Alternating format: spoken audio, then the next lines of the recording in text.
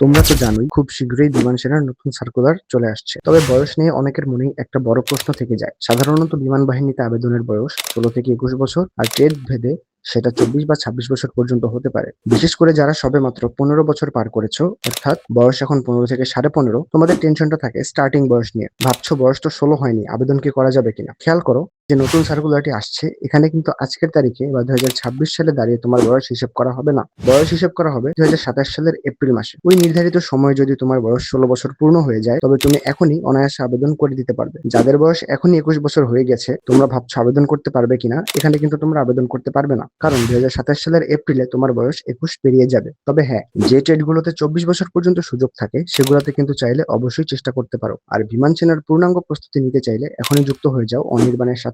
অনির্বাণে চলছে ৪টি special batch, থাকছে random batch, progressive batch, marathon success batch ও অনলাইন ব্যাচ। এছাড়া পেয়ে যাচ্ছ কুরিয়ারের মাধ্যমে ট্রেড ভিত্তিক টার্গেট বিমান সেনা গাইড। তাই আজই যোগাযোগ করো অনির্বাণের সাথে।